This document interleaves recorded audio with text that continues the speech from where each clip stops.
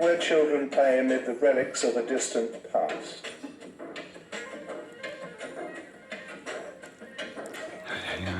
A land whose people borrow from other cultures without letting go of their own traditions.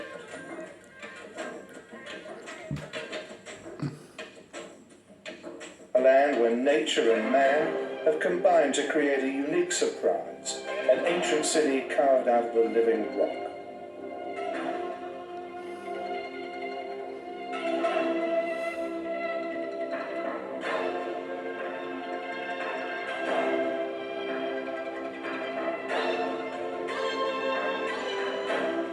A land of arid desert and barren mountains, but with a seashore that hides a lavish underwater world of coral and multicolored fish.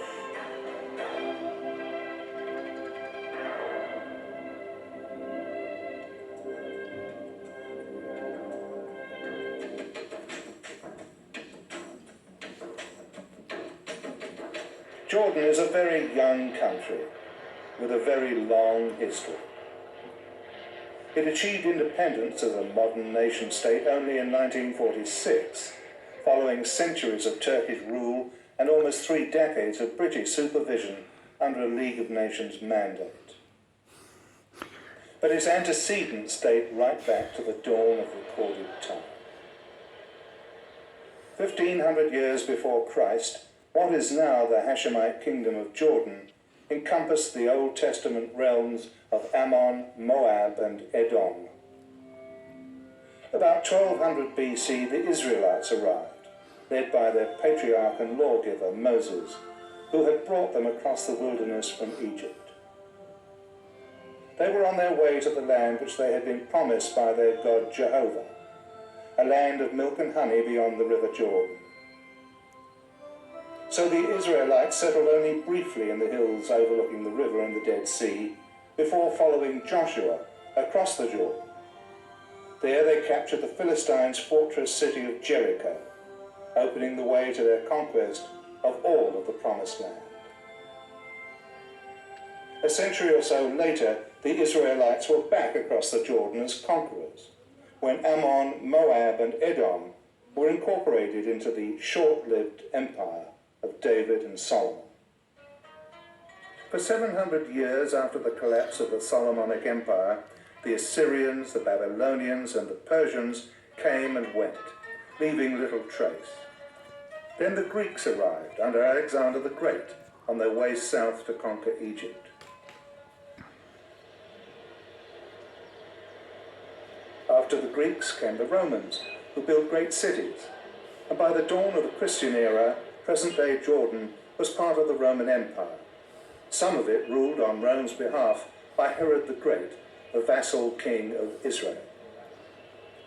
Separate from Herod's domain was the confederation of 10 Greco-Roman trading cities known as the Decapolis. And away to the south, resisting the advance of Rome, lay the mysterious kingdom of the Nabateans. Across the Jordan in Judea, a new religion, that of the followers of Jesus of Nazareth, arose during the rule of Rome. It spread westward into Europe, but it was not until the 4th century Roman Emperor Constantine was converted to this new faith that Christianity became dominant in what is now Jordan. The remains of Byzantine churches all over the country, some of them restored and still in use, attest to the short-lived supremacy of the cross.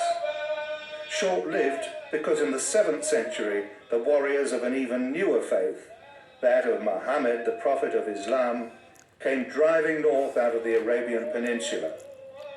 Their spare and ascetic faith, reflecting the rigors of desert life, swept all before it. Today, only about 5% of Jordanians remain Christian. Most of these are members of the Eastern Orthodox Church.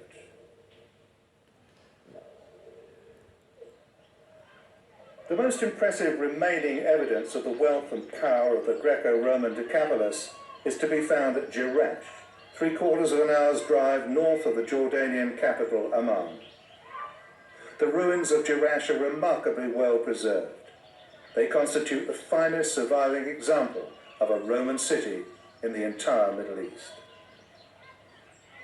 An enormous triumphal arch a few hundred yards beyond the southern boundary of the city was built in honour of a visit by the Emperor Hadrian in 129 AD. In the magnificent oval-shaped forum, celebration games were held to entertain the imperial visitor. And in the city's two amphitheatres, displays of drama, dance and oratory were staged. Those were Jerash's glory days. Subsequently, the city sank into decline. Then, in the 8th century AD, a series of earthquakes demolished much of the city. But according to Dr. Kharia Amra, a leading Jordanian archaeologist, Jerash was not abandoned. What's very interesting to me about Jerash is that we have remains from, say, the Roman period, the Byzantine period, the Islamic period, next to each other and within each other. And people were living daily among the remains of older civilizations that preceded them, and it was part of their daily life, which is very interesting. Still, the splendours of Jerash remained unknown to the outside world until the German traveller Ulrich Zeetzen stumbled across the ruins in 1806. He was amazed by what he found. The massive columns supporting the Temple of Artemis were particularly awe-inspiring. They seemed to sway slightly in the breeze. A coin or a knife inserted into a crack at the base of one of the columns verifies that its swaying motion is not just an optical illusion. 120 years after Zeetzen, the British, then governing Jordan under a League of Nations mandate, began to excavate, uncover and restore this stunning display of the grandeur that was Rome.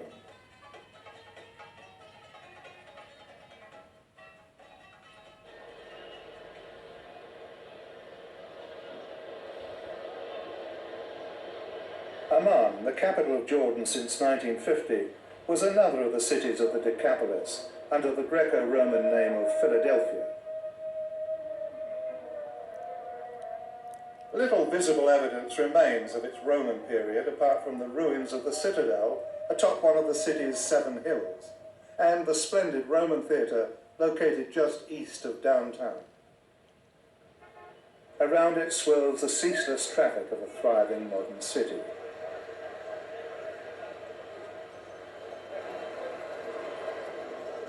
It has grown dramatically in the past 4 or 5 decades, from a small town of 40,000 to a metropolis of 1.25 million. That is more than a quarter of the country's entire population. But still Amman goes on expanding, pushing ever outward into the surrounding desert.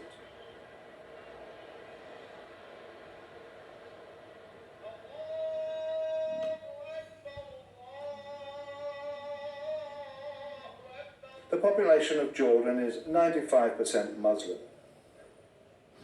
A picnic in the park on Friday, the Muslim day of rest, is a real family affair. The women go mostly unveiled.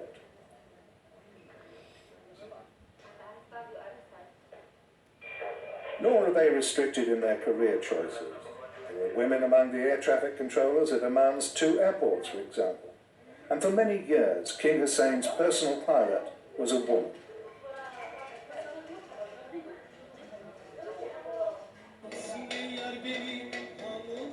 Amman boasts a lively, though not extensive, nightlife. In the capital's bars, nightclubs and smart restaurants, better-off Jordanians of both sexes mix freely and enjoy themselves just as in any Western city.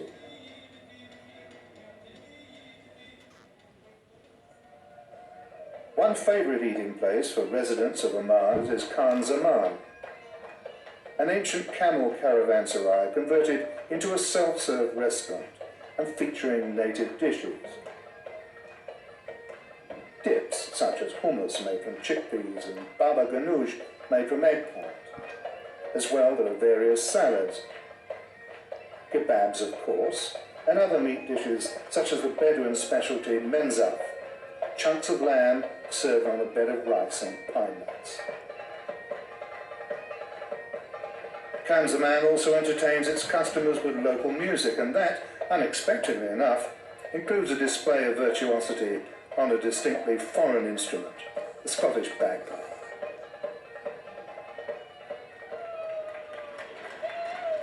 Another aspect of Western-style culture that has taken root in Oman is political satire.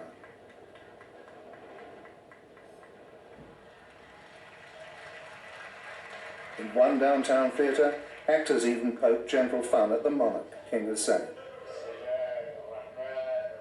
As Hisham Yanis, who plays the king, acknowledges. We started impersonating His Majesty the King, the Arab leaders, Gaddafi, Arafat, everybody.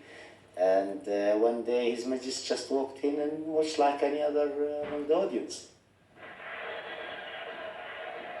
The history of present-day Jordan begins with the Arab revolt against the Ottoman Empire during World War I. The leader of the revolt was the Hashemite Prince Faisal, great-uncle of Hussein, the present King of Jordan. Faisal's army of irregulars was armed and supplied by the British and advised in the field by the legendary Lawrence of Arabia, Colonel T.E. Lawrence. Under Faisal and Lawrence, the Arab warriors harried the Turks mercilessly, capturing artillery, blowing up trains and ambushing troop columns. After the Allied victory in 1918, Faisal's younger brother, the Emir Abdullah, was appointed monarch of the embryonic Jordanian state. It lived under British protection until independence in 1946. Abdullah reigned as king until 1951, when he was assassinated outside the Al-Aqsa Mosque in Jerusalem. His 15-year-old grandson Hussein, who was at his side when he was shot down, succeeded to the throne. Hussein has ruled ever since, gradually constitutionalizing the monarchy and devolving power to an elected parliament. While Jordan was under British protection, a British officer, General John Bagot Glubb, better known as Glubb Pasha, raised and trained the country's fledgling army, the Arab Legion. Glubb's son Faris recalls those days. At that time it was a bit difficult for a central government to impose order because the Bedouins were leading a rather lawless existence as they had done for hundreds of years. And so it was necessary to establish a desert police force that would control this situation. My father applied for this job and he got it. And the approach that he took was actually to recruit the Bedouins into this police force. And he would go around to the tribal chiefs and say, all right, you've got a son, 18 years old, for example, you know, has he thought what he wants to do? Because I can offer him a good job by bringing them into the desert police first and then the army as a whole, and educating them, and opening the doors to other professions for them. He did, in fact, change them a great deal. I mean, if you take a Bedouin who has, for the first 18 years of his life, looked after livestock, and then you educate him and teach him how to drive a truck, well, it means that when he leaves the army, he could become a taxi driver, for example, if he wants to, or a chauffeur, or work for a company. This did open a lot of new professions to the Bedouins that hadn't been easily available to them before. And so you found generally that a Bedouin would grow up, go into the army, and when he left the army, he would become a city dweller.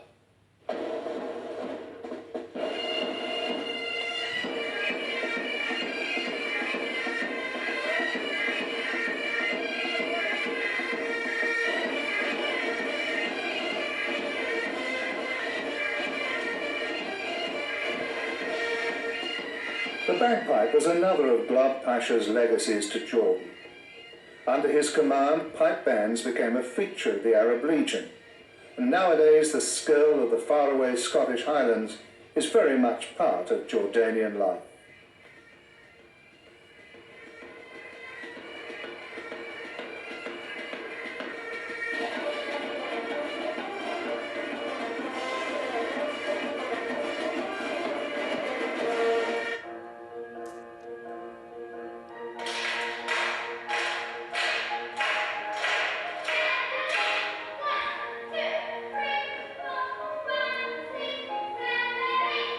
Western-style ballet is also beginning to make cultural inroads.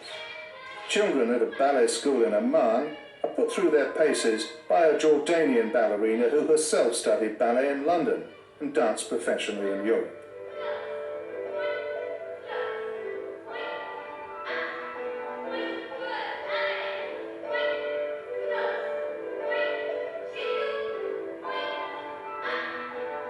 But Jordan does not neglect its own musical traditions.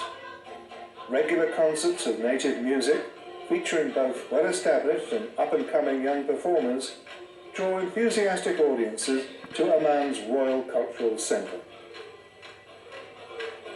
As with song, so too with dance. The Cultural Centre offers frequent fine displays by troupes dressed in traditional desert garb.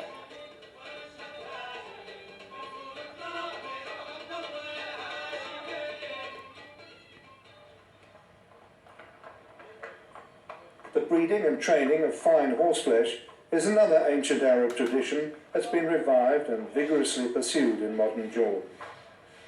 The royal stables just outside Amman house Arabian horses of impeccable pedigree and great beauty.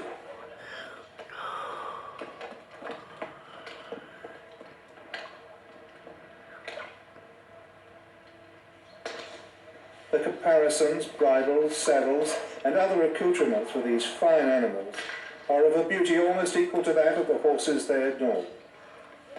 King Hussein's eldest daughter, Princess Alia, is in charge of the stables. The Arab horse is very adaptable. You can put them in Sweden and out in the snow and they do all right. And obviously the desert climate anyway is very changeable. In the day it's very hot, at night it's very cold. Jordan, as you can see, it's quite dry. In the winter it's very, very cold and damp. In the summer it's hot, but it's normally a dry heat. So it swings quite a lot, but the Arab horse is quite tough. It's extremely individual. It's very cooperative. It enjoys working with human beings, as long as it's done in a sensible, reasonable way. It's very tolerant. It's very tough and hardy. And the original reason for people wanting it, the reason why it became so internationally known, is because it's very prepotent. It passes on good qualities, intelligence, stamina, which is the main thing, and beauty, which I'm afraid has maybe gone against it a little bit because people think it's beautiful but not much use if they're not into Arabs. And really it's the most versatile of horses, and it is the toughest.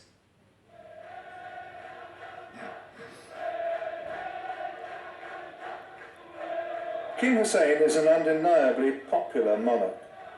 When he returned from the US in 1992, after undergoing a successful operation, he was given a hysterical welcome.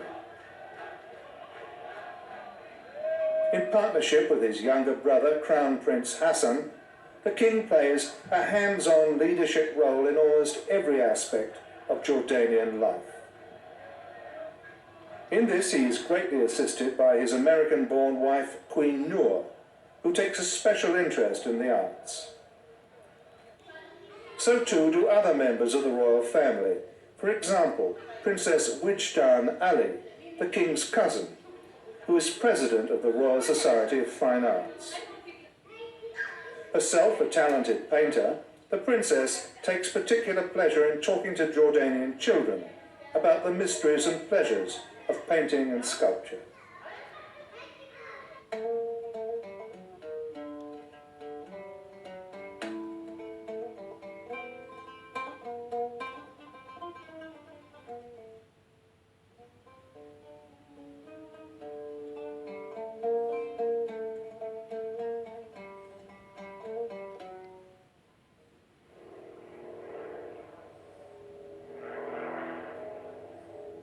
This plane is being flown by a stunt pilot of Jordan's world-class aerobatics team, the Royal Falcons.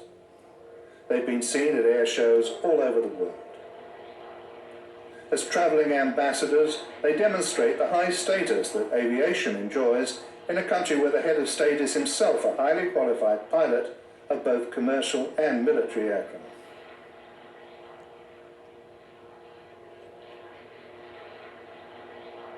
Just now, the Royal Falcons are flying at an altitude of minus several hundred feet. That is because the body of water beneath them, the Dead Sea, is the lowest point on Earth, more than 1,300 feet below sea level. At its northern end, the Dead Sea is fed by the River Jordan, from which the state derives its name. It was in the fertile Jordan Valley some 10,000 years ago that man first began to plant crops and build permanent settlements, gradually giving up the nomadic life that had been the norm up to then. As early as 3000 BC, produce from this valley was being exported to neighbouring countries, and the valley remains to this day the kingdom's most bountiful region, producing 2 and in some cases 3 crops a year of fruit and vegetables. Among Christians, the Jordan River is especially revered, of course, as the site of Jesus Christ's baptism by St. John. But pilgrims who come to see the Jordan often go away disappointed that it doesn't look more impressive. As Henry Kissinger once remarked, what public relations can do for a river. Close to where the Jordan's tributary, the Yarmouk, joins it in the far north of the country, are the remains of another city of the Greco-Roman Decapolis, Gadar.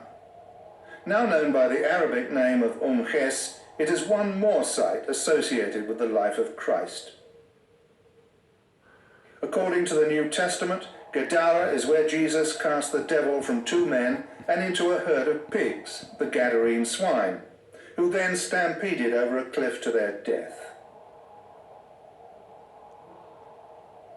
From Ges there are stupendous views, northward to the Sea of Galilee and the Golan Heights, and southward to the Jordan Valley.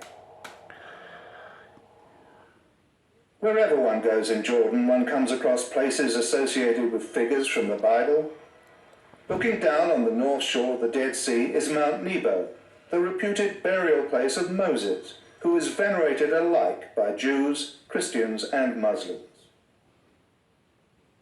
From this mountaintop, according to the Old Testament, Moses looked out over the promised land, but was forbidden by God to enter. And here, say the scriptures, he died and was buried by angels in an unmarked tomb. In 1933, the Franciscan monastic order purchased this site and began excavations. They found the remains of a 4th century Byzantine monastery and church, containing some striking and remarkably well-preserved mosaics. One, measuring 10 feet by 30, depicts scenes of winemaking, hunting, and wildlife.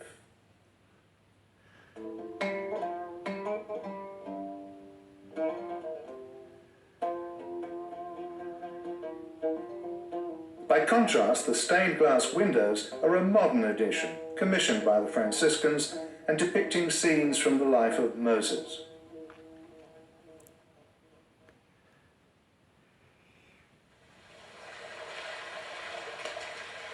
Not far from Mount Nebo is the so-called Spring of Moses, Ain Musa in Arabic, producing a stream which flows year-round down the mountain to irrigate the fields below.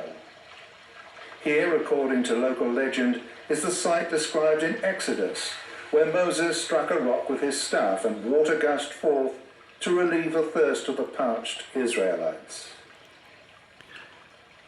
Ominous thunderclouds gathering in the heights around Mount Nebo impart the sense of a wrathful Old Testament God aiming to punish the sins of mankind. Cloudbursts are rare here, but when they do occur, they can be devastating. In an ancient environment where such savage storms are possible, the legend of Noah and the flood was born.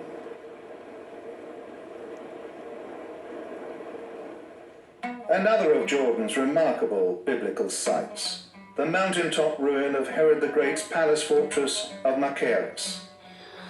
This is where the Princess Salome reputedly performed her notorious Dance of the Seven Veils. Like the burial place of Moses, it looks down onto the Dead Sea.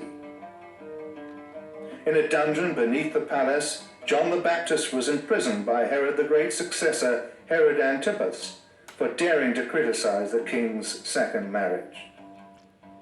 One night on this spot, Herod Antipas promised Salome, his stepdaughter, anything she wanted if she would dance for him. To avenge the Baptists' insult to her mother Herodias, she demanded and was given St. John's head on a platter.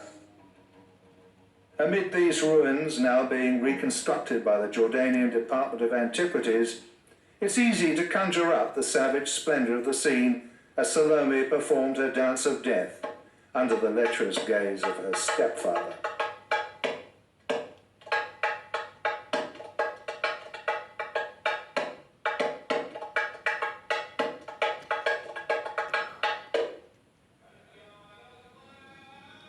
Travelling further south along the King's Highway, across the limestone plateau skirting the Dead Sea, one comes to the spectacular gorge called Wadi el-Mujib.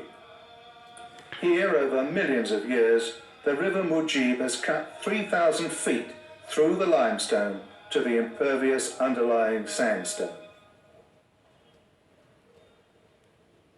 The King's Highway, an ancient route for pilgrims, merchants and monarchs, makes this stupendous descent through a series of hairpin bends.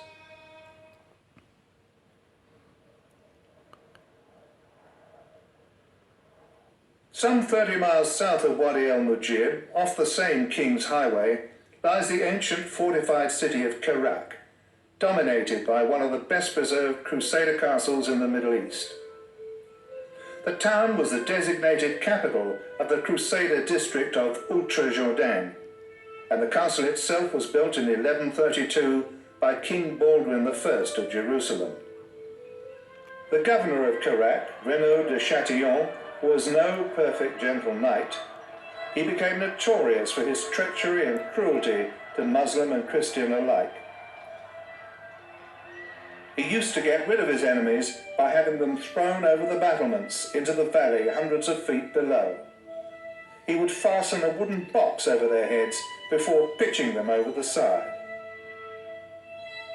In 1188, the Arabs, under Saladin, captured this seemingly impregnable bastion, and to the distress of scarcely anybody, Saladin personally put de Chatillon to death.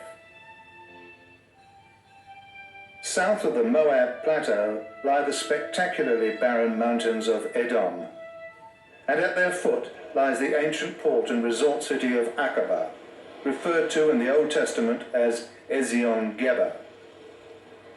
The Edomites, who inhabited Aqaba at the time of Exodus, smelted copper here.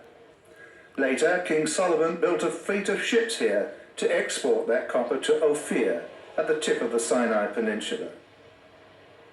Aqaba fell into decay under the Ottoman Turks. For 500 years it was little more than an obscure and impoverished fishing port.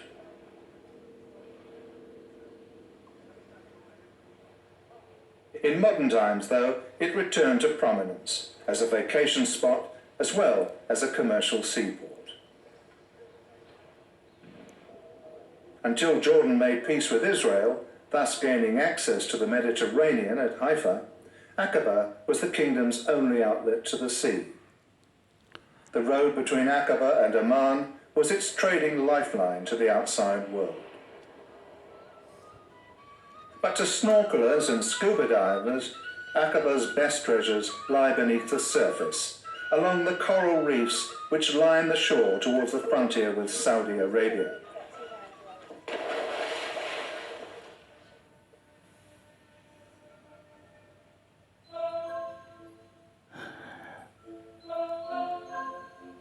Dive cameraman Sebastian Rich describes a trip to this magical underwater world.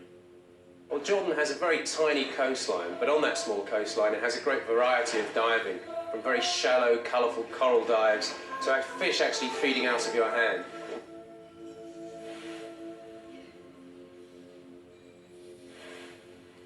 For the more adventurous, there's 4 or 5 good wrecks out there that go down to a maximum of 25 metres. Very eerie, very spooky, but a great dive.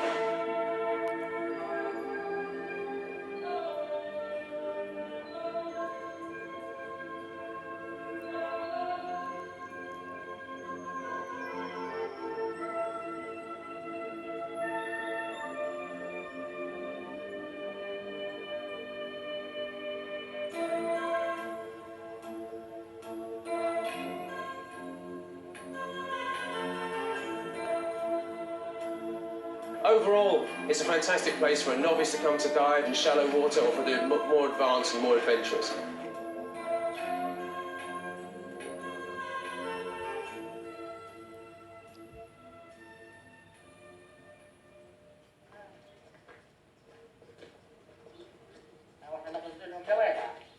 The women of the Bani Hamida tribe, who inhabit a stony plateau overlooking the Dead Sea, are known for their skill at rug weaving.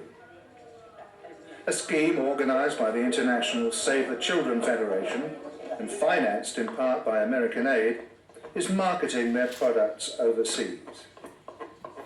Bani Hamida rugs go on sale in smart boutiques in Oman, and some even end up in executive boardrooms in Western Europe and the United States. Another traditional craft that's flourishing in Jordan is glass blowing. This typical small glassworks is interesting not just for the skill of the glass blowers, but for the fact that the entire enterprise is a model of ecological awareness. As raw material for their products, the two brothers who run this workshop melt down old bottles and jars. And to fire their furnace, they use old sump oil. From such humble ingredients come works of considerable charm. Jugs, flasks, bowls and drinking vessels of many shapes and forms, plus blue glass pendants to protect against the evil eye.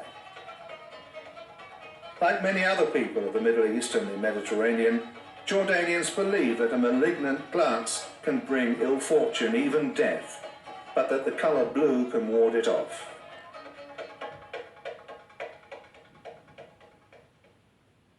The traditional costumes of the women of Jordan present a wide variety of materials, colours and styles, varying from region to region.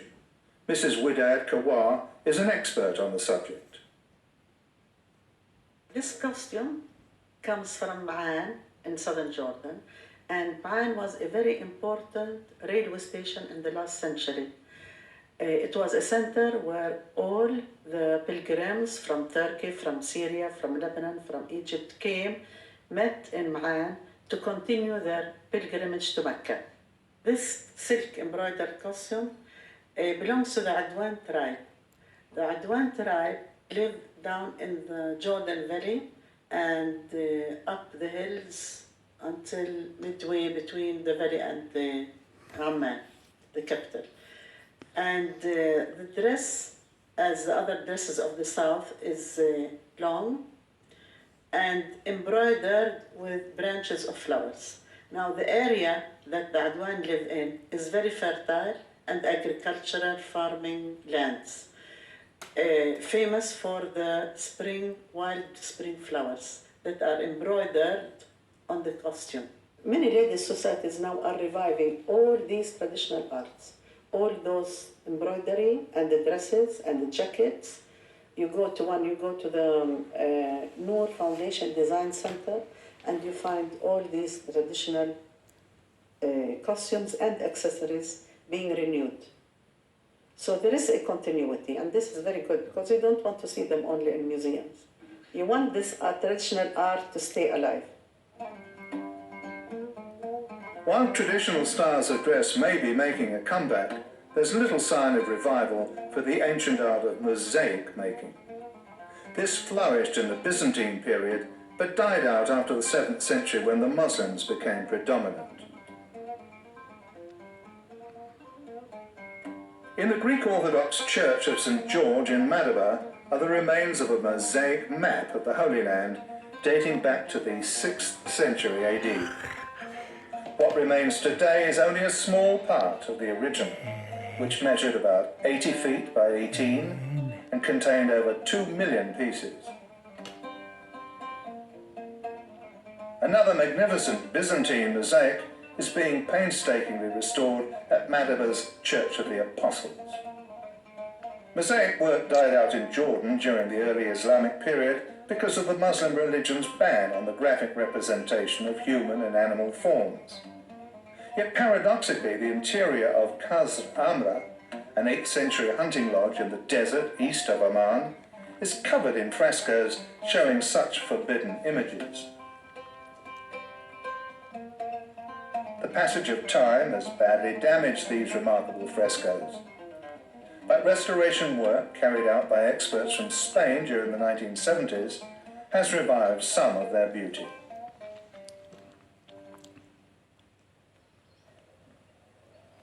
The remote mountain settlement of Dana, perched on a shelf overlooking the Wadi Araba in southern Jordan, provides a unique glimpse of how village life used to be.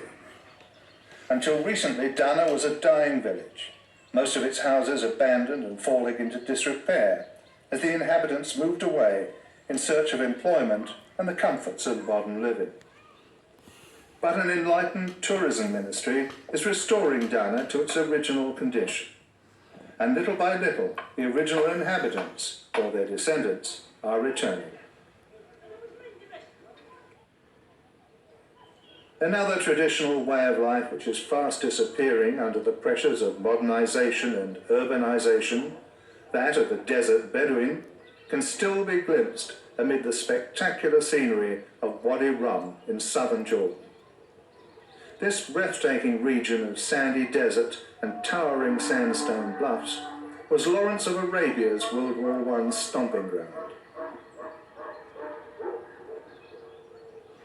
And one very old man, Sheikh Atiq of the Bani Hawaitat tribe, well remembers El Lawrence, as his Arab comrades in arms called him.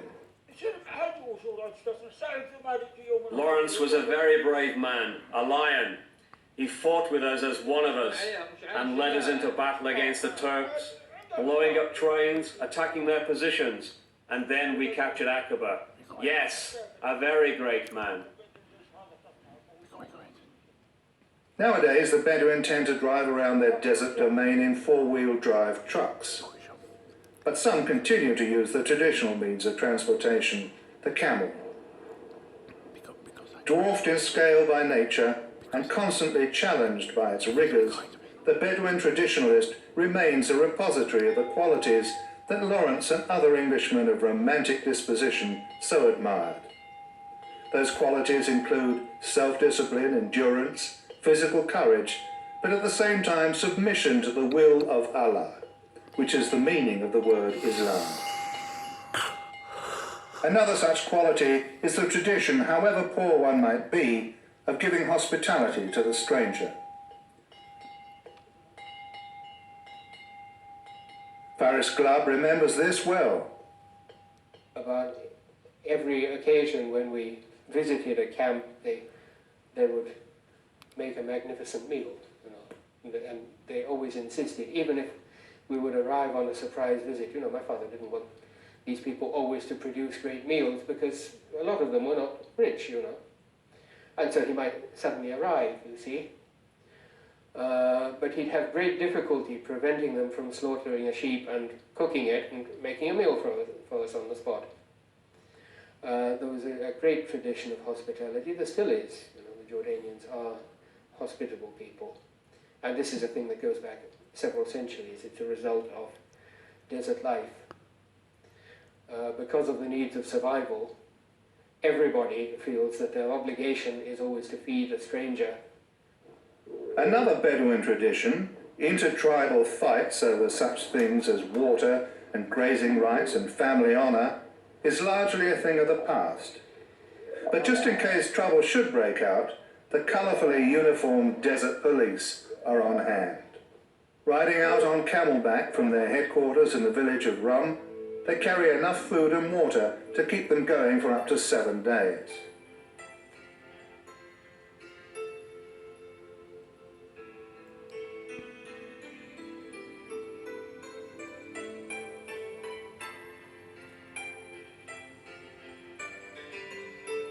This oddly shaped mountain at the entrance to Wadi Rum is known nowadays as the Seven Pillars. It's a reference to Lawrence's intensely personal account of the Arab Revolt, the Seven Pillars of Wisdom. In that book, Lawrence described his impressions on first entering the Wadi on camelback. The hills grew together until only 2 miles divided them, and then, towering gradually till their parallel parapets must have been 1,000 feet above us, ran forward in an avenue for miles. the Arab armies would have been lost in the length and breadth of it, and within the walls a squadron of aeroplanes could have wheeled in formation. Our little caravan grew self-conscious and fell dead quiet, afraid and ashamed to flaunt its smallness in the presence of the stupendous hills.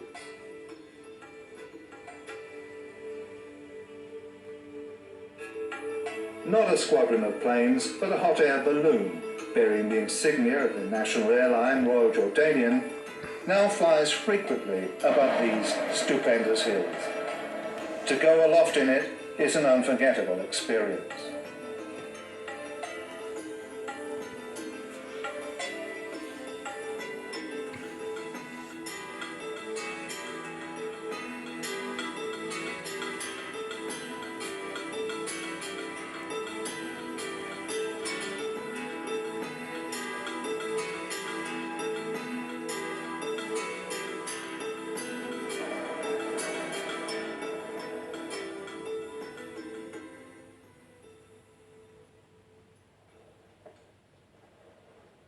Another unforgettable experience for those with the nerve, strength and skills is rock climbing in Wadi Rum. There are literally hundreds of challenging rock faces, including the majestic Jebel Rum, rising straight up to nearly 6,000 feet above sea level.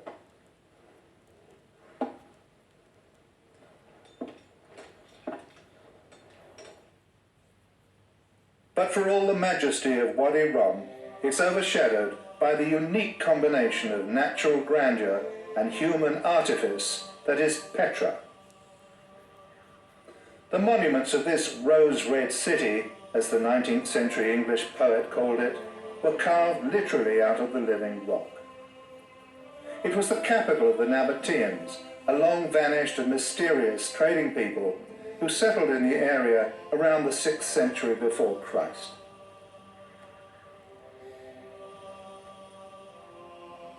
Petra flourished as the heart of a sprawling trading empire until the Romans captured it in the 2nd century AD. In succeeding centuries it declined and fell into obscurity, its past glories known only to the local Bedouin, who guarded it jealously from outsiders.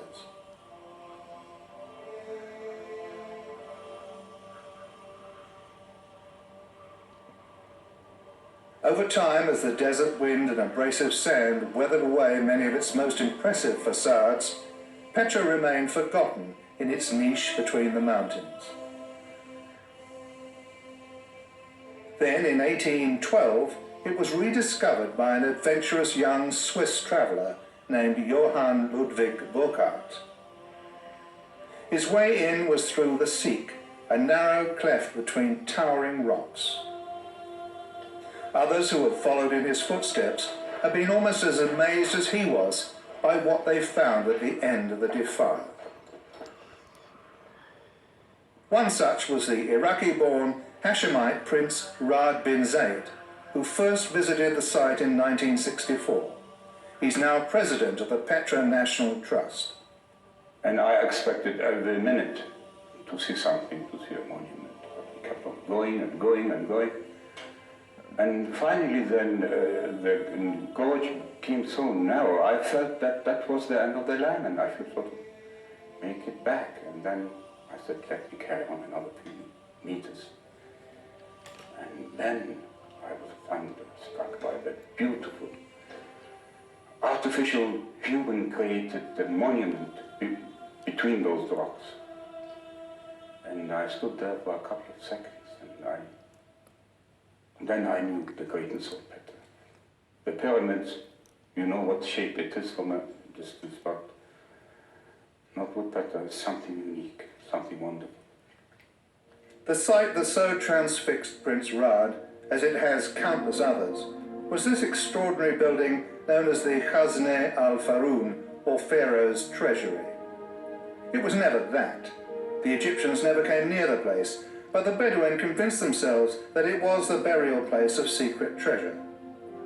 Most probably, it was the tomb of a Nabatean king, and quite possibly treasure was interred with him. But if so, it has long since been looted. And the true treasure of Petra was simply the existence of the city itself, the amazing and ever-changing colours of the rock, and the eternal silence that enfolds it. As a mid-19th century traveller commented, nature in her most savage and romantic form was presented by the summits of the hills, whilst their bases are worked out in all the symmetry and regularity of art, with colonnades and pediments and ranges of corridors adhering to the perpendicular surface.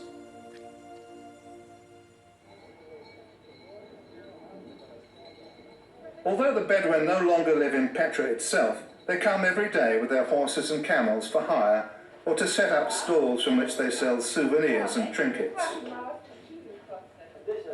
Around them, the geology of Petra is truly extraordinary. The walls and ceilings of caves and temples alike are a surreal swirl of different colours, where sedimentary layers meet in the iron-laden sandstone. In other countries, the murals and frescoes that decorate sacred buildings are the work of man. Here they are the work of nature. Petra, declared a World Heritage Site by UNESCO in 1976, is literally unique.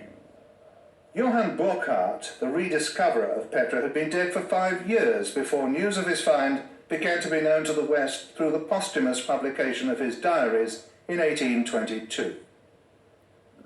Travel to Arabia was extremely difficult and dangerous in those days.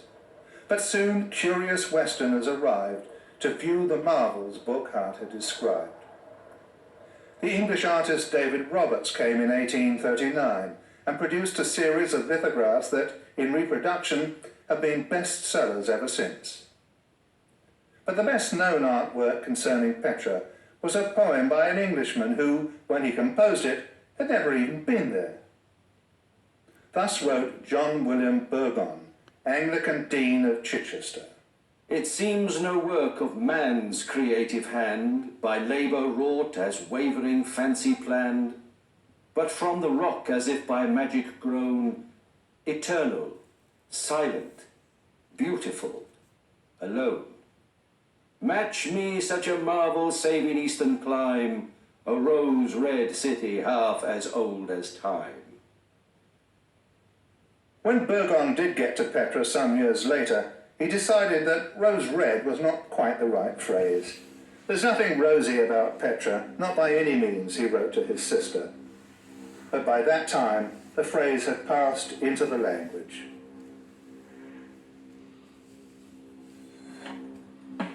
Sunset over the mountains that encircle Petra. Beautiful, yet forbidding. From this ridge, the peaks marching off to the horizon appear impossibly barren, devoid of life. Yet the harsh appearance is deceptive. On the slopes of these mountains, as in the desert wadis, the hardy Arabian livestock find sustenance. In concealed valleys, the water flows and crops flourish.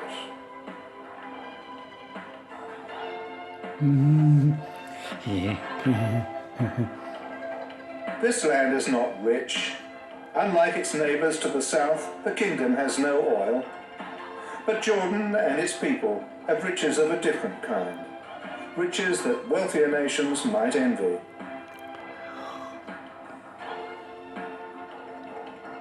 In the words of the Old Testament prophet Isaiah, the wilderness and the solitary place shall be glad for them, and the desert shall rejoice.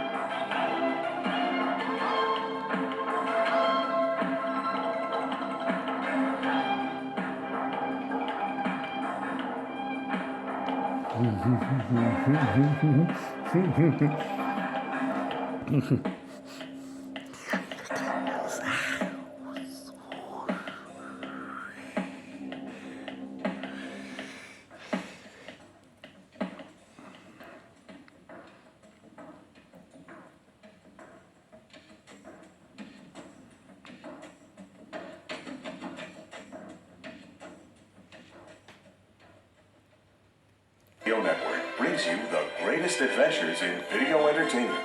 Award-winning documentaries from Reader's Digest, exploring the masterworks of man and nature. Travel planning videos from Fodors, revealing looks at the people, places, and cultures of the world. Rand McNally Video Expeditions, taking you to some of the most remote and dangerous places on Earth. Rand McNally Video Travelers, whirlwind tours you can enjoy from the comfort of your living room. Super Cities, celebrating the best-loved cities of the world. And Video Visits, whisking you away to exotic, romantic, and popular destinations. International Video Network.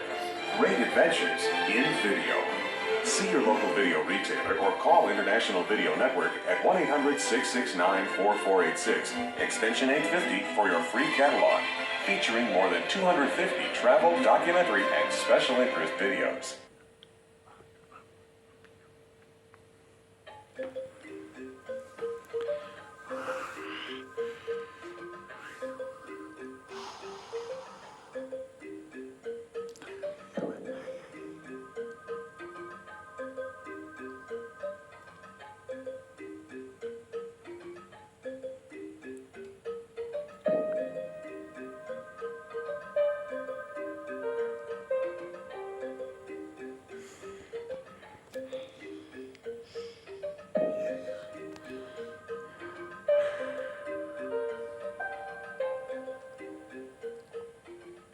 In this part of Africa, the animals have witnessed the arrival and departure of many great human civilizations.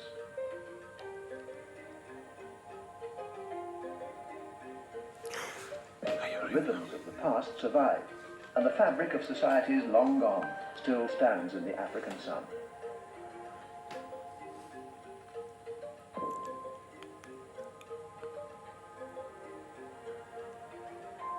Lying on the great plateau between two great rivers, the Zambezi and the Limpopo, is Zimbabwe, a land of the ancient and modern, a land which carries its age with grace and its development with pride.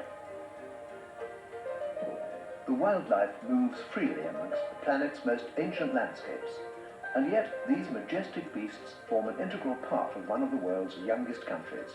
Here, geography has become the mother of history. Zimbabwe is a landlocked nation in southeastern Africa. To the south lies South Africa, and to the north, Zambia. The capital of Zimbabwe is Harare, which is located in the northeast of the country, with the next largest city, Bulawayo, in the southwest. Lake Kariba is the main body of water in Zimbabwe, a vast artificial lake formed in the 1960s. In Africa, man's interdependence with the wildlife is as old as man himself. In shelters and caves, ancient hunters celebrated their spiritual relationship with the animals in rock paintings. These Stone Age dwellers may have resembled the Sand people who can still be found in the Kalahari Desert today. The exact significance of these paintings is lost in history.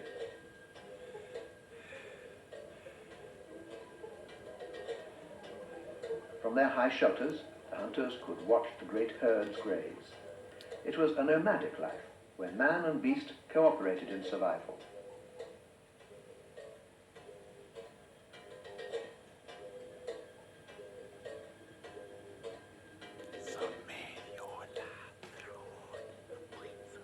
For millennia, these Stone Age artists lived in harmony with their environment, roaming a land abundant with forests, savannas, and wildlife.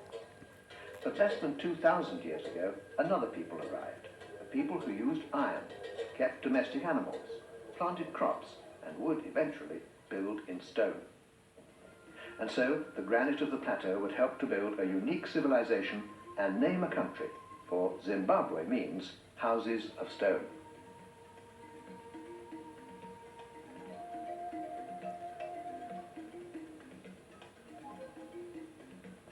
The capital, Harare, is a modern city of about 1 million people, flowering trees, skyscrapers, and a busy international airport.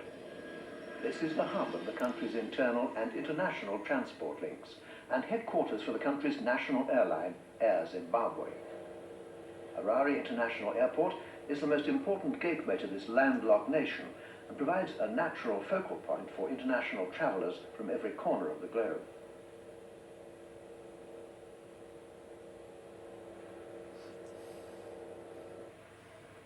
Moving around the country by road isn't difficult. Zimbabwe has one of the most extensive and well-maintained road systems on the African continent. Car hire companies operate a wide range of vehicles, and advance bookings can easily be made from anywhere in the world. Like many African countries, Zimbabwe has two faces, one looking keenly on the world, and the other looking inward on its own culture. Take Umbari, a large market situated in a suburb of the city. This scene is repeated all over the country, the original supermarket. Here, traditional medicines and potions boldly decorate trestle tables full of dried fish and other household goods.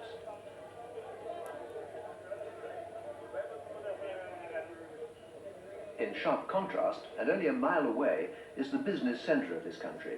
Many varied restaurants and hotels provide the cultural and economic links with the rest of the world.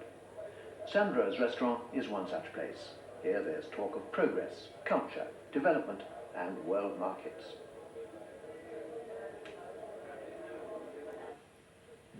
In the heart of one of Harare's most fashionable suburbs, culture and development have flourished hand in hand with ecology. The botanical gardens support over 300 species of tree and mirror the many varied ecosystems that can be found across the country. Busy lunches and hectic business meetings in the city can be replaced by gentle relaxation. It's a taste of the softer side of Africa in the middle of a city, and a favourite location for informal weddings.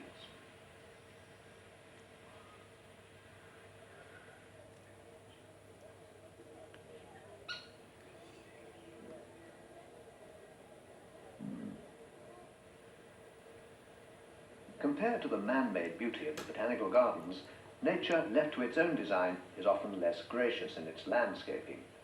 Just outside Harare, near the suburb of Epworth, is this strange collection of precariously balanced granite rocks, one of the oldest rock formations in the world.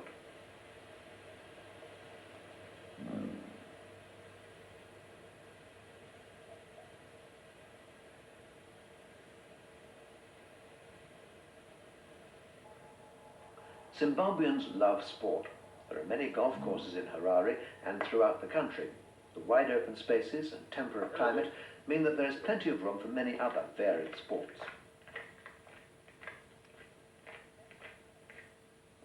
Leaving Harare and travelling deep into the country, the landscapes change.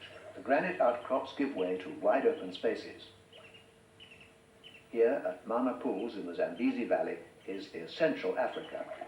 Visitors to the park are encouraged to taste the undiluted natural wonder of the environment and the wildlife on foot.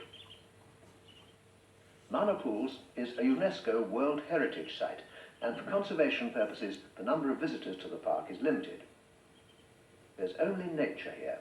Wide open spaces with carefully maintained safari camps, lodges, and campsites. This is a wildlife kingdom, not a conventional nature reserve, but somewhere very special. Here, geographical changes dictate the unique character of the landscape. Hundreds of years ago, the Zambezi changed its course, leaving an empty landscape. Eventually, the tall acacia trees took root and occupied the land. They now stand with their own particular dignity. The relative absence of undergrowth means that the majestic groups of animals are visible from a great distance. Visitors are allowed the freedom to roam through the wilderness. Common sense and caution are still essential, but this is an experience impossible to duplicate anywhere else in the world. There are no striped minibuses here, and no public transport, but canoes provide an excellent means of enjoying the superb animal and bird life.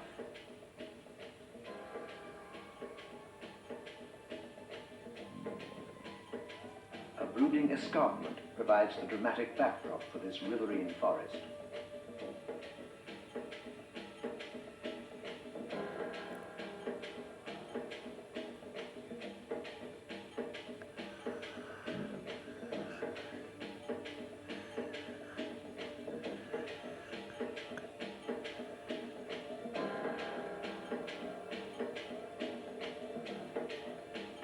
Without water, these animals would simply migrate to other regions, where there's a permanent and stable water resource. Nowadays, migration is more limited because of urban and agricultural development by man into once wild areas. and it's for this reason that places like Mana Pools are protected in Zimbabwe.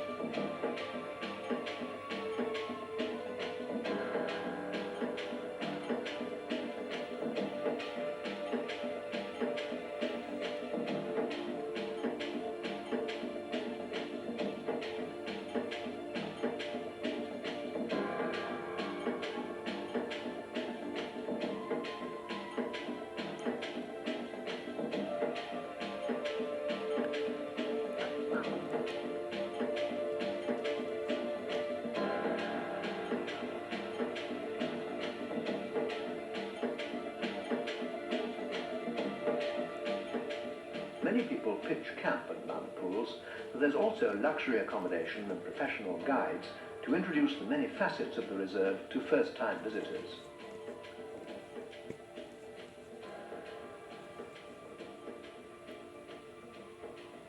Years ago, it was proposed that Mana Pools was to become a mighty lake, the result of a dam at the Mutapa Gorge. Conservationists prevented the construction of the dam, and a site further up the Zambezi River was chosen and was to eventually become Africa's largest dam, the mighty Kariba. December 1958. The last gaps were closing in the wall of the world's mightiest dam, and the flowing power of the great Zambezi River was stemmed forever. Since the 1920s, engineers had considered the erection of a dam at the Kariba Gorge, and by the 1950s, plans for an inland waterway eventually resulted in the building of the Kariba Dam. The flooding of the valley above Kariba endangered thousands of wild animals. The effort to save them was undermanned and underfunded, and mostly financed by private donations. But it was, and remains, the greatest wildlife relocation exercise ever attempted. It stands as a landmark in the history of conservation, and was aptly named Operation Noah. Over 35 species of animal were rescued in their thousands from the expanding lake. The animals were captured using nets and taken to higher ground. The fight for their survival involved boats, floating pontoons, ropes, and sheer muscle power. Much has changed since the early 60s when the lake filled, and the ecology has now adjusted itself to the existence of an inland sea covering over 5,000 square kilometers. The huge barrier, 128 meters high and 579 meters long, was built primarily to generate electricity, but Lake Kariba took on a scenic role that was never originally envisaged.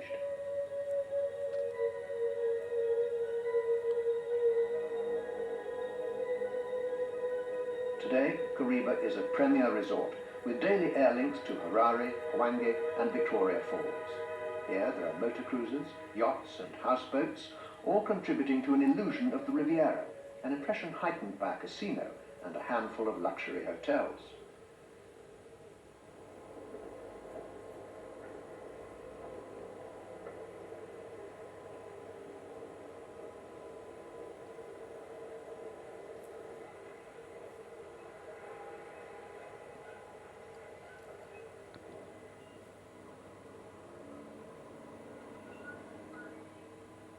Whilst pleasure fishing is at its best here, commercial fishing plays a key role in the local economy. The success of the fishing industry has been based upon exploitation of the Lake Tanganyika sardine, which was introduced to the Kariba in 1968. The sardine has proved to be a valuable food source for the protein-starved Africa. The sardine, or kapenta as it's locally known, is caught at night. Motorized pontoons use bright lights to attract the fish to the surface and waiting nets.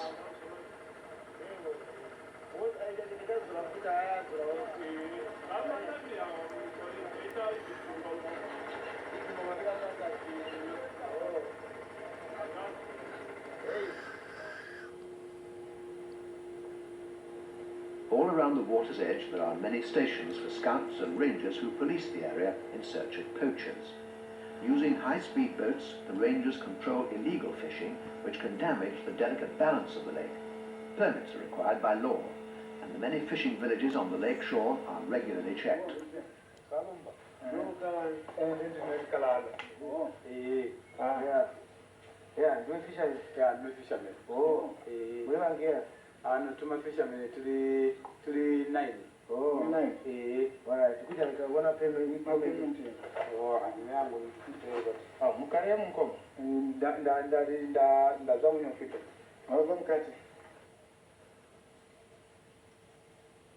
Working on foot and in silence, using hand signals to communicate with each other, scouts track illegal poachers.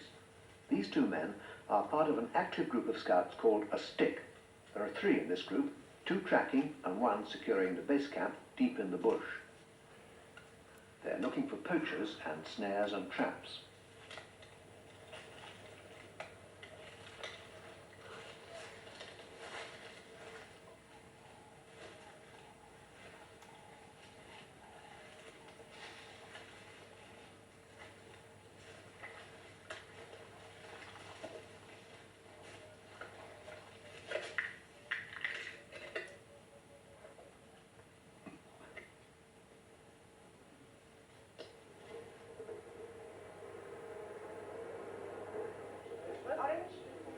Fishermen from the villages can earn an income selling fish to the hotels and lodges in the Kariba area.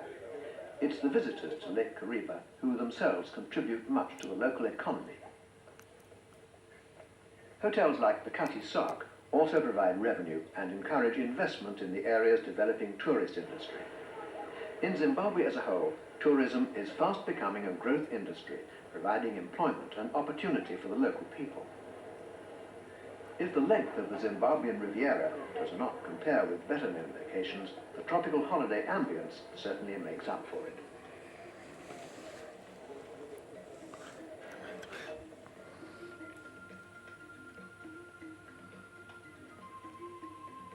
Most visitors come here to see the lake shore and its wildlife. Across the bay on the south shore are the Matusadona Mountains, plunging deep into the lake. There's also a wildlife reserve here, which forms an integral part of the lake's ecology. Here, as in most places around the lake, there are many drowned trees that once stood in the valley before the flooding of the dam was completed. The trunks and branches of these trees have largely fossilized over the years, yet their branches still provide perches for many species of bird, especially those species that feed from the fish in the lake. Sport fishing is a major attraction for many of the lake's visitors, but this is the home of Africa's famous fighting tigerfish. When they aren't biting, there's always tasty bream, or the giant vundu fish, which can weigh up to 50 kilograms. Some fishermen camp, others do it in style on luxury houseboats.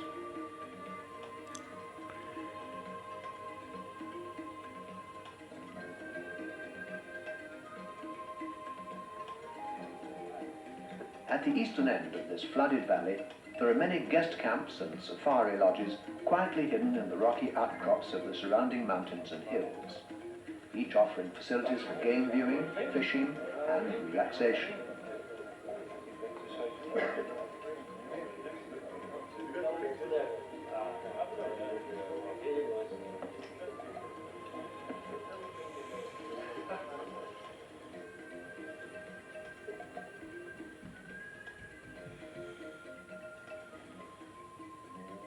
The car ferry that traverses the lake takes 22 hours from Kariba town and finishes here at Milibisi.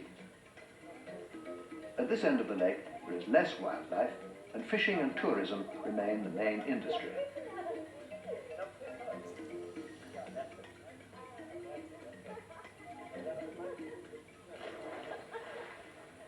Most visitors here are on their way to Zimbabwe's greatest natural wonder. Victoria Falls, the largest curtain of falling water on Earth, twice as tall and 1.5 times the width of Niagara Falls. The local people called the falls Mosi Oatunya, smoke that thunders.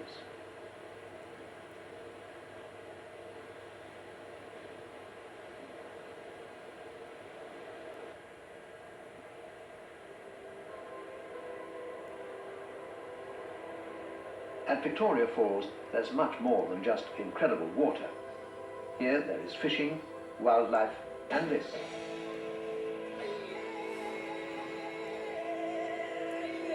Through the black gorges, the Zambezi runs with all of its might and fury, providing a roller coaster ride for rubber rafts.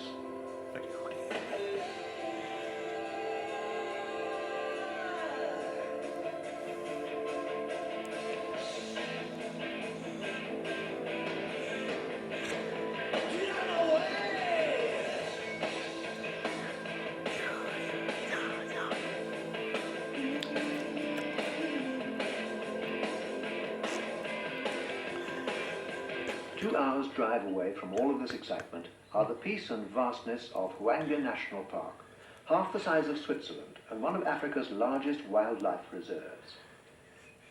Situated on the border with Botswana in the west of the country, the area it occupies spans the transition between the Kalahari sand and the moist savanna woodland. Change and human interference often have a negative influence upon African environments, but here at Hwange National Park, the opposite is true. This place, once a desert and devoid of animals, was established in 1928 by national park wardens. The dry conditions could not support any significant groups of wildlife. The National Parks Board drilled over 60 boreholes and transformed Hwange into a haven for elephants, rhino and buffalo. The park is now peppered with both natural and man-made waterholes, providing a natural infrastructure and vegetation for the wildlife. Zimbabwe is one of the few success stories in the protection of endangered species. The elephant population, depleted elsewhere in Africa, has been increasing in Zimbabwe for at least 2 decades. The success of Zimbabwe's conservation program has been largely due to its controversial policies for animal utilization and the careful control of its elephant populations. The elephant is the pathfinder species, the flagship for other animals. It locates water sources and makes changes in the environment which clear the way for other lesser species. The wildebeest here are able to eat and enjoy the grasses and roots that have grown in the open spaces created by tree-felling elephants. In the course of time, these grasses will be replaced by shrubs, and then the shrubs by trees. The cycle of regeneration has been repeated many times in this ancient land. The availability of water in this area from artificial means makes it easy to see many different species, including the elusive rhino. Zimbabwe has been relatively successful in protecting what is still the largest herd of black rhino on the African continent. This is a fragile ecosystem, and it costs $200 a year to protect each 100 square kilometers of national parkland, resulting in an annual budget of $30 million a year.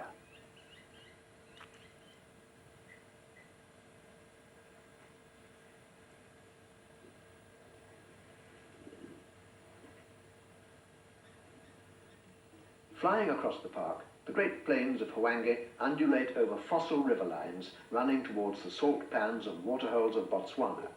Here, many species of wild animal feed on the grasslands and thickets. Hwange has many camps and lodges, most of which are architecturally designed to blend in with the local scenery. There are 4 self-catering national parks camps within the park aimed at the budget-conscious traveller. Here at Main Camp, the headquarters for Hwange's park scouts and wardens, conservation is the key issue. Many scouts are trained here before being sent out to work at smaller reserves.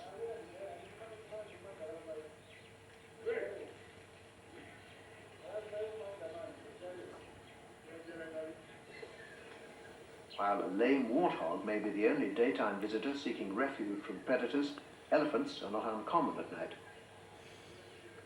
Wide-ranging anti-poaching operations are planned and executed from this busy and important station.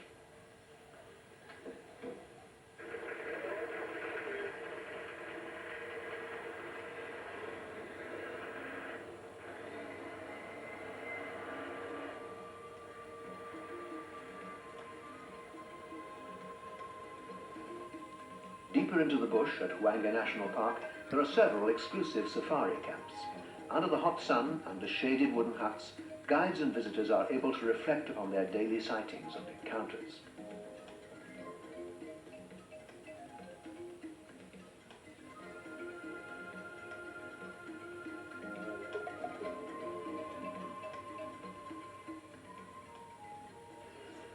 Animal utilization has many facets and has been opposed by some groups who feel that nature should find its own balance without human interference. In Zimbabwe, though, and thought by some to be the backbone of conservation, the most direct method of wildlife utilization is farming, and that is what happens here at this crocodile ranch. Crocodile eggs are collected at this farm, and the animals reared for their skins, which are used as luxury goods for export. The work is often dangerous and precarious. By law, a proportion of these animals are released into the wild, and the local crocodile population has soared into the thousands, whilst elsewhere in Africa they remain endangered.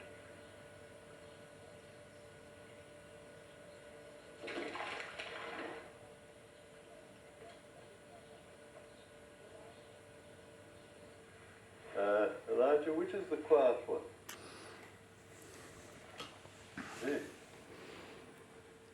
Controlled sport hunting or straightforward wildlife viewing on former farmland is another aspect of wildlife utilization. Norman Travers is one of the pioneers of this practice, and at his farm in Imeri, only 1.5 hours from Harare, visitors come for a day or more to take advantage of the unique access to the wildlife. Yeah, they all seem to be fine. You've got all 7, haven't you? Yeah. I arrived on Imeri in 1947, soon after the last World War, and opened up the farm with tobacco and cattle. We've developed over the years. I've managed to get more land because I was very interested in the cattle side of it in the early days, and increased our tobacco crops, acreages, and it wasn't until 1973, I think it was, when we first introduced the first antelope onto the farm. At Imeri, income and employment are generated without in any way increasing the conflict between man and his environment. Here it's argued that land can be better sustained and be more profitable under wildlife than the plough. At Imeri Farm, sable, zebra and wildebeest mix freely with cattle on common grazing land. Elsewhere, fences separate crops from animals. As a farmer, I believe my duty, as it were, to the land and to my country is to make full use of my land. And I firmly believe that cattle only is not the answer. Cropping side is one side of the farm, and the cattle, of course, are on the main grazing areas. So by bringing in the game, I think we've achieved far greater utilization, together with conservation, of course. It looks as though I'm losing an ear or two. Come on, push off. At Imeri, it's possible to get close to the animals and learn in more detail about animal behavior before going on a bush safari.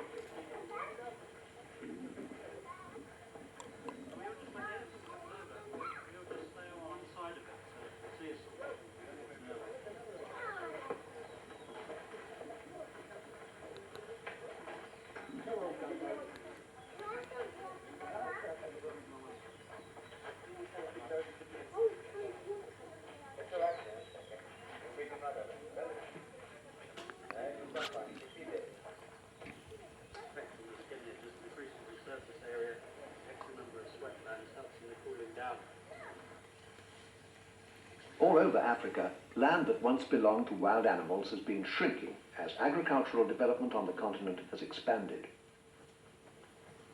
Now, national parks and reserves, village programs and wildlife schemes in farms like this means that 50% of the land in Zimbabwe is used as wildlife habitat. The conflict between land under intensive and orthodox farming as opposed to wildlife has been largely resolved in this country, and the growing travel industry has played an important role in that process. At Induna Ranch in the Lowveld, the cattle have disappeared altogether.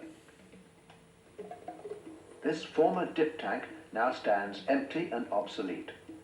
Now a unique safari camp has been constructed overlooking a lake where the animals come to drink.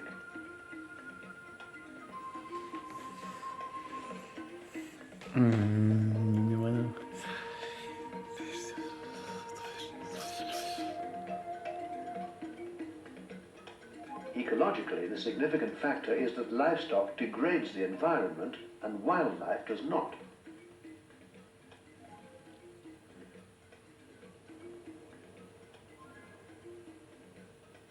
A short distance from this ranch are the Chilocho Cliffs, thought by white settlers in the 19th century to be a lost city.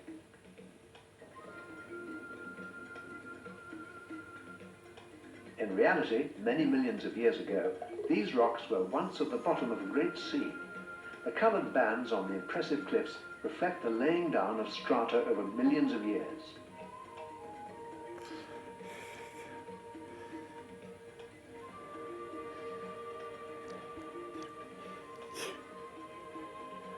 Now they overlook the wildlife reserve of Gonorizu. The animals in this reserve moved here as a direct result of human and agricultural expansion.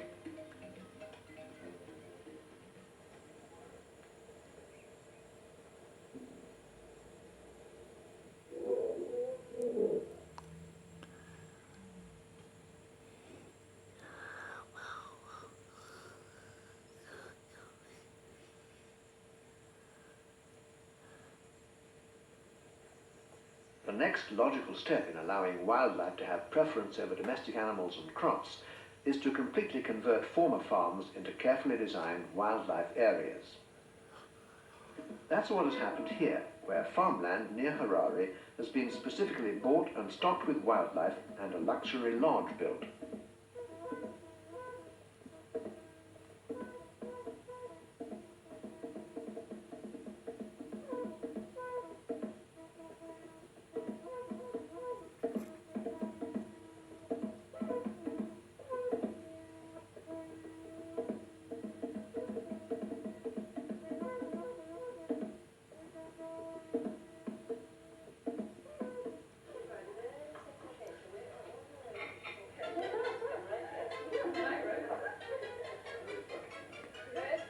On this land, most species of animal, with the exception of predators, are kept safe for all to enjoy.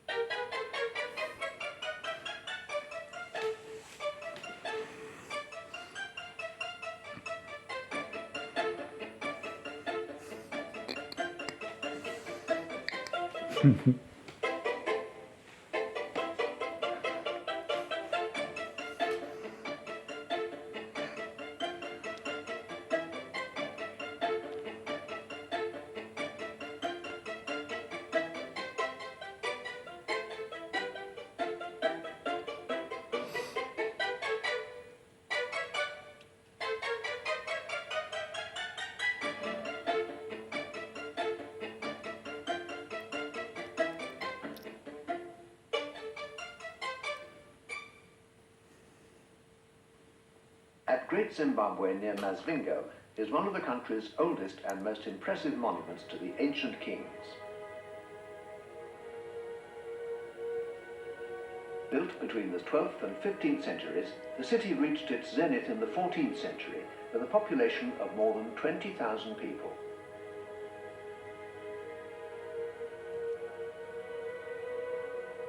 Inside this great enclosure lived the aristocracy, within walls that were built only to show the status of those who lived behind them.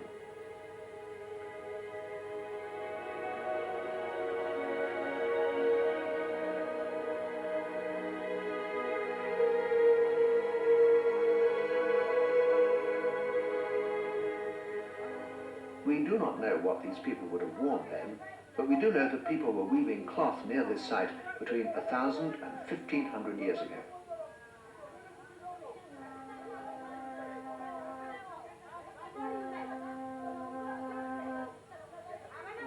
Traditional dancers perform here to remind us that this was the capital of their greatest ancestors.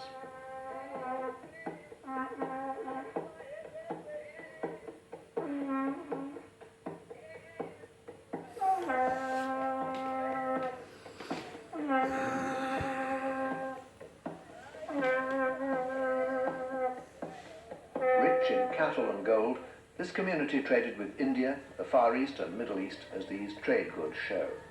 It was on this trade that the first cities of the East Africa coast were built.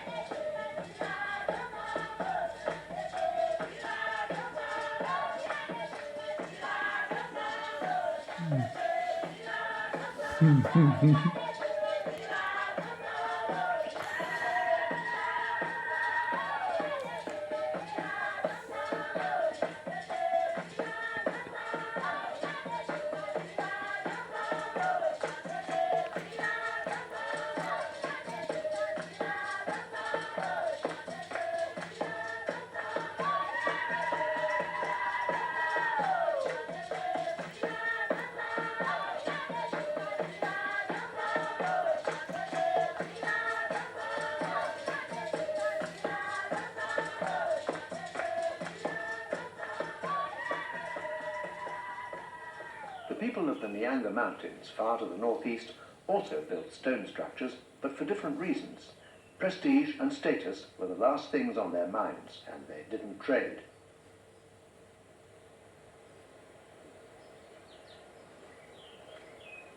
They were energetic farmers, and they built 8,000 square kilometers of terraces for their crops.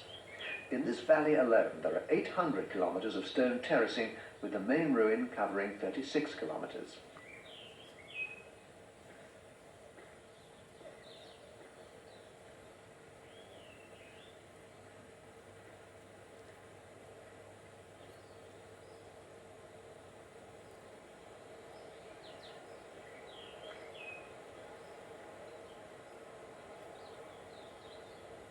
These people also developed the ingenious pit structure homestead, seen here in reconstruction. These stone-lined pits were to keep small livestock safe and were approached by a curving tunnel on the uphill side. Over the tunnel stood the farmer's hut, with an opening in the floor through which he could control access to the pit.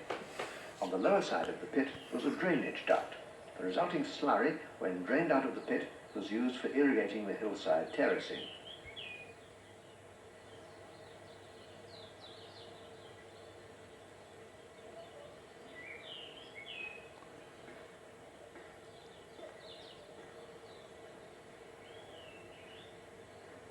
But even though the Nyanga people lived successful lives for centuries, there was a darker side to their existence.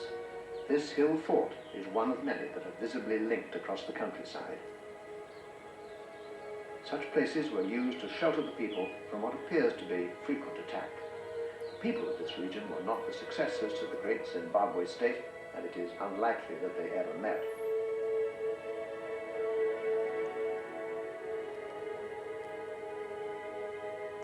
The true successors to the great Zimbabwe state were the people of the southwest. This area was taken over in the 17th century by the Changimiri Rosvi. This palace was one of many beautiful remains of these stone wall settlements that were to be overrun in the 19th century by the Nguni of South Africa.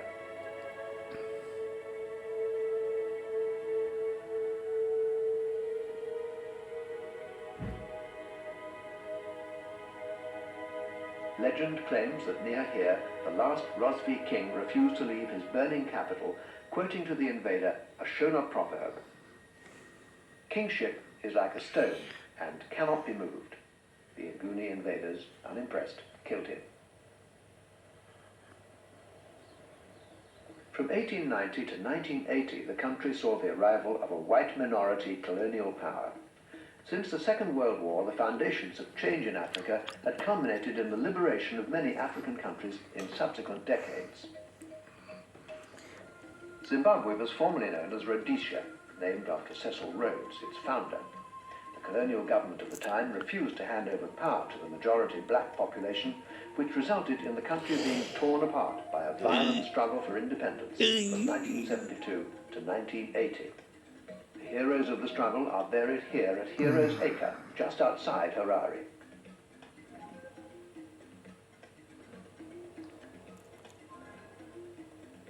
The dead of the former colonial power are remembered here at a monument in the Matobus, close to Bulawayo.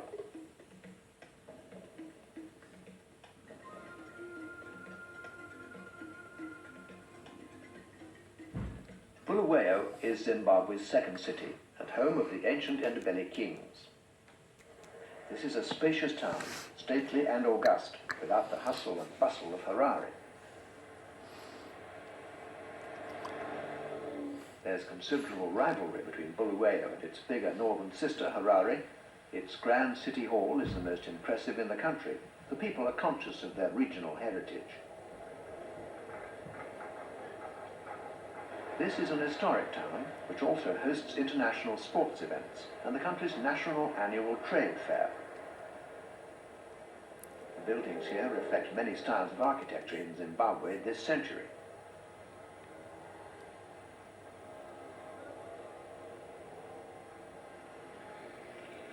In front of the city hall, trestle tables are adorned with many varied goods and locally grown flowers.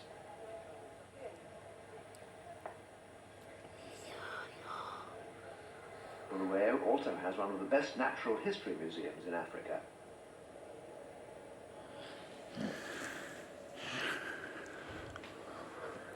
The area is well served by fine hotels, offering luxury accommodation and excellent food. There's an air of tropical character about this city, with its friendly and gracious ambience, the warmer climate providing a relaxed and hospitable atmosphere.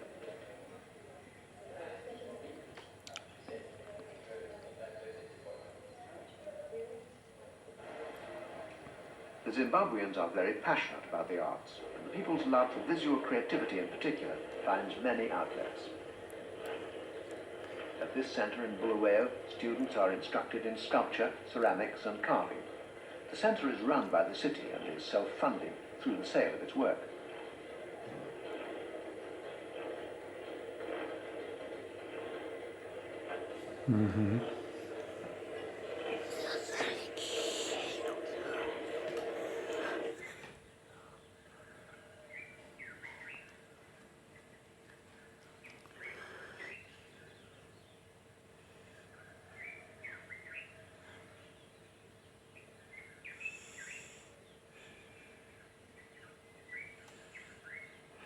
But this creativity does not depend upon formal training. Carving and pottery are as easily found by the roadside. This open-air gallery exhibits traditional pottery alongside both conventional and abstract creations. This display is located at Masvingo, close to Great Zimbabwe, where early sculptors were creating art 5 centuries ago.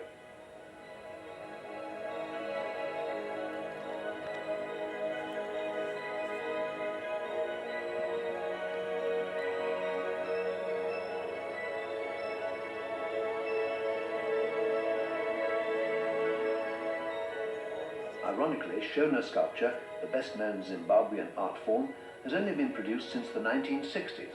According to an American critic, it's the most important art to emerge from Africa in the 20th century. A British critic said that the world's most creative stone sculptors come from Zimbabwe. In only 1 decade, the dormant artistic genius of a people has awoken.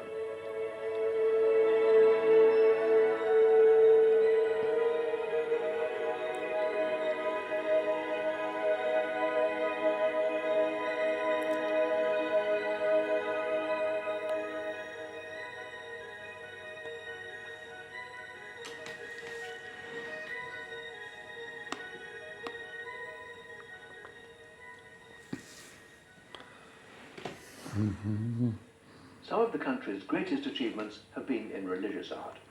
Here at Surima, the carvers saw few other cultural models. The Swiss missionary who built this church taught carving, but insisted that the inspiration came from the minds of his pupils, not from Western examples. The artists here show how African creativity and Western religion can be fused into simple but powerful carved images. The artists would surely cherish what we in the West take for granted in our own religious edifices of the Middle Ages.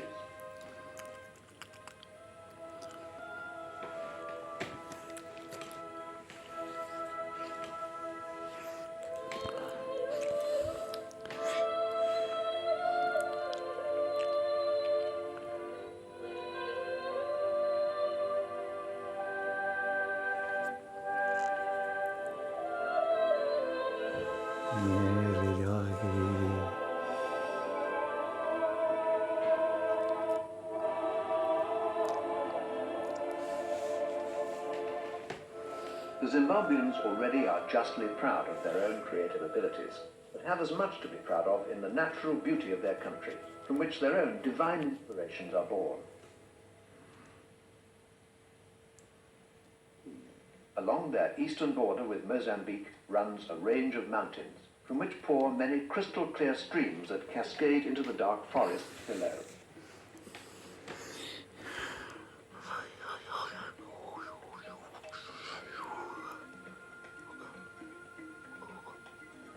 Here, the Pungwe River plunges into the Pungwe Gorge below Nyanga, the country's highest mountain peak.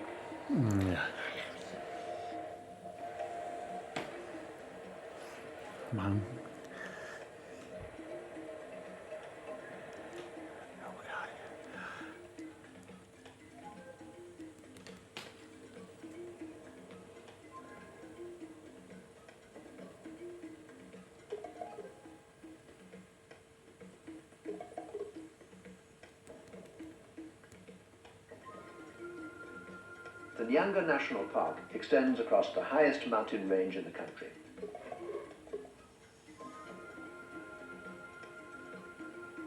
In this region, there are many man-made lakes for the keen angler.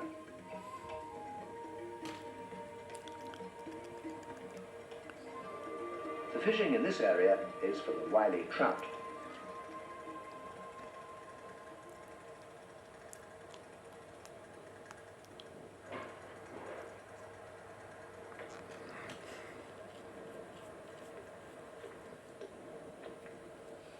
Pony trekking and hill walking are amongst the varied activities available.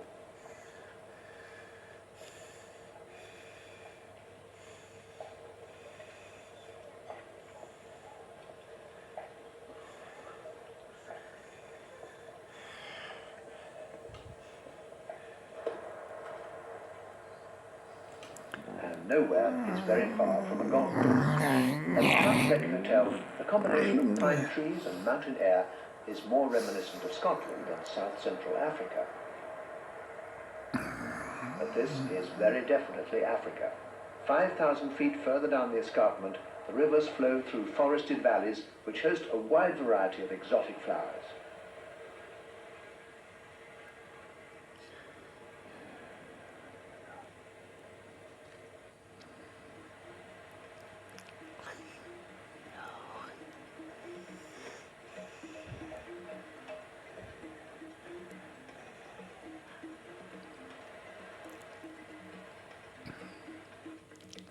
Here the crops change to tea and coffee, pepper, bananas, avocados and mango. All grow around the Aberfoyle Country Club at the foot of the escarpment, which boasts an array of sports facilities, exotic flowers, panoramas and sensual landscapes.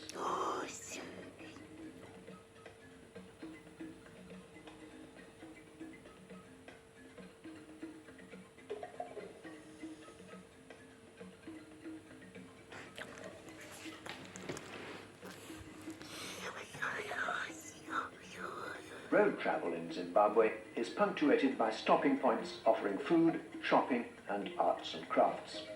Halfway House is on the road between Nyanga and Harare.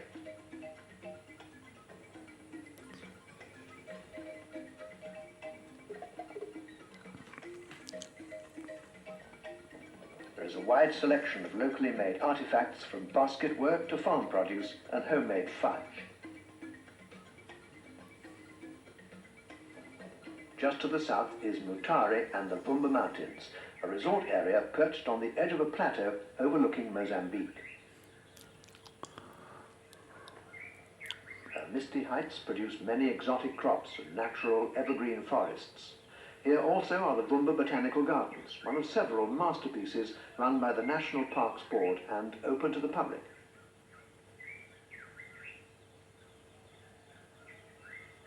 Some species of plant here are much older than man, many millions of years old, some going back to the time of the great dinosaurs.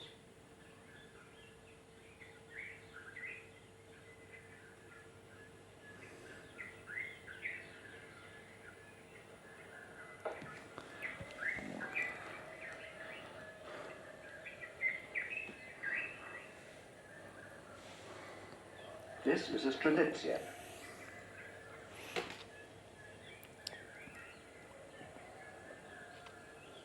And this species of tree fern is tens of millions of years old. The gardens are world famous for their many varied plants and shrubs.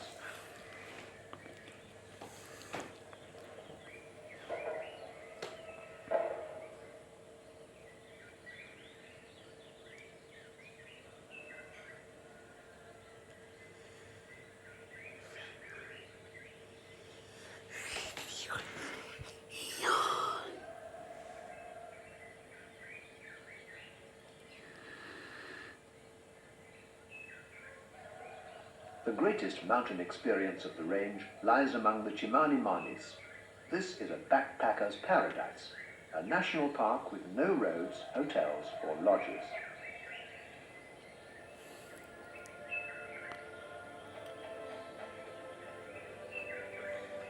This is a wilderness of quartzite hills, crisscrossed by icy streams, waterfalls and caves. In the bizarre jumble of granite that is the Matobos National Park lives a man who shares a special relationship with the animals.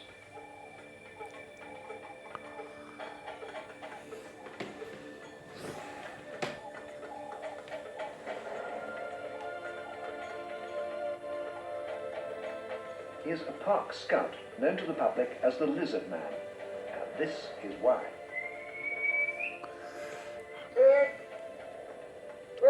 Come in. Come on, Dave. Come on, good. Come in. Come on. Up, up, up, up. Up. Come in. Come. Hey. Come on, Dave. Come in. Come. Come. Come on, close. Come on, Dave. Come in. Hurry.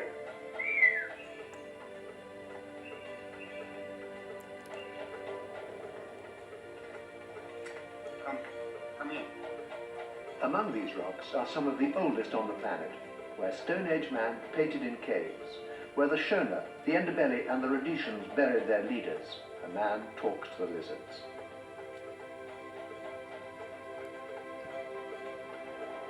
History is the child of geography, and everything a land is or was, and everything it has to offer reflects the accident or perhaps grand design of nature.